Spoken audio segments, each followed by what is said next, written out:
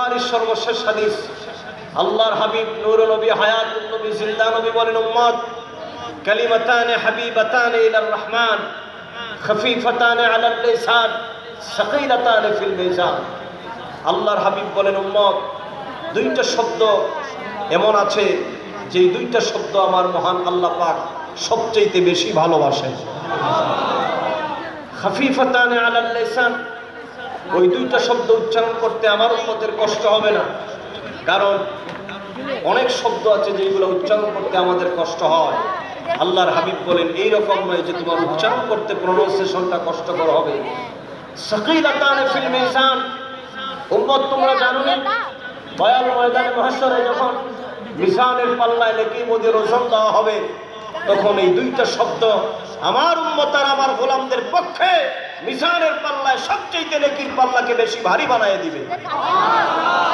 দুইটা শব্দ হচ্ছে সুবহানাল্লাহি ওয়া বিহামদিহি সুবহানাল্লাহিল আযীম। তাহলে আজকের এই শত শত জনতা, হাজারো জনতা বলেন, মিজানের পাল্লা হাসরের ময়দানে নেকির পাল্লা আমাদের ভারী হোক, আমরা চাই কিনা? ডান হাত তুলে বলেন, চাই কিনা?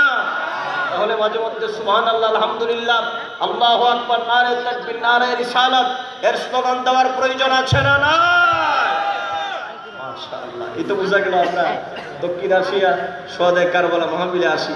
আলহামদুলিল্লাহ বলেন। এই হচ্ছে নাম্বার 1। কথা বুঝতেছেন? যেহেতু আমাকে সময় বেঁধে দেওয়া হয়েছে, টাইমলি বলতে হবে আমাকে। এবার আসেন নাম্বার 2। এই আয়াতের কিছু ব্যাখ্যা আমরা শুনবো অতি অল্প সময়ের মধ্যে, আল্লাহ পাক যদি তৌফিক দান করেন। প্রিয় ভাই সব, তাফসিরে খাজেনের মধ্যে ইমাম খাজেন বর্ণনা করেছেন, নবী করিম সাল্লাল্লাহু আলাইহি ওয়াসাল্লাম এই পৃথিবী থেকে বিদায় গ্রহণ করার 81 দিন পূর্বে আল্লাহ পাক এই আয়াত আরাফার ময়দানে আল্লাহ পাক নবীজির উপর নাজিল করেছেন।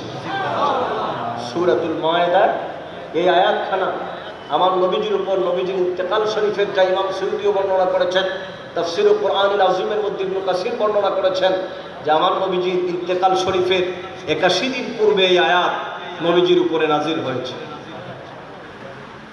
আমার ভাইয়েরা,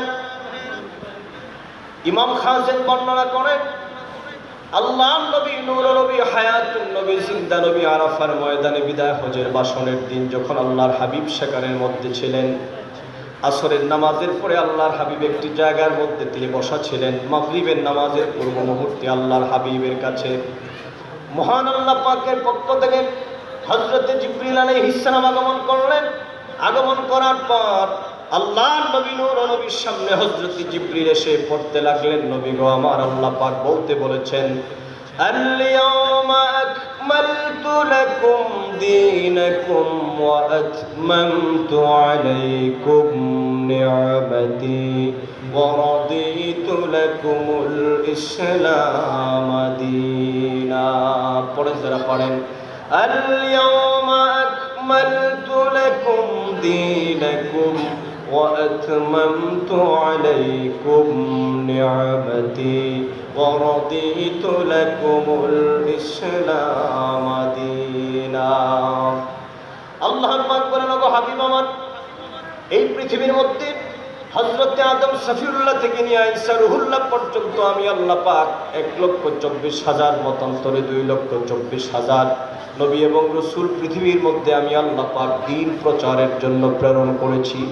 কিন্তু কোন নবী এবং রাসূলের কার্যক্রমের মাধ্যমে আমি আল্লাহ পাক আমার দ্বীনকে পূর্ণতায় পৌঁছায় দেই নাই।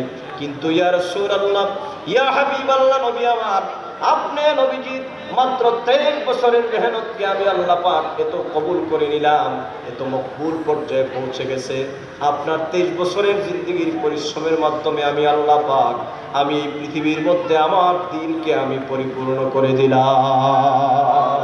আল্লাহু আকবার বলেন, আল্লাহু আকবার। এই জন্য মুফাসসিরিনে কেরামগণ বলেছেন, লাখের উপর নবী এবং 1,24,000 মতান্তরে 2,24,000 নবী এবং রাসূলের পরিশ্রম দ্বীন কায়েমের জন্য যদি এক পাল্লায় রাখা হয়, আমার দয়াল নবীজি 23 বছরের সমান হবে। এদিক দিয়ে সমস্ত নবী আলাইহিমুস সালামগণ একদিকে, আমার নবীর মর্যাদা আমার আল্লাহ পাকের দরবারে আরেক দিকে। কি আপনারা বেজার না হোসেন? আশিক রাসূল ভাইরা বলেন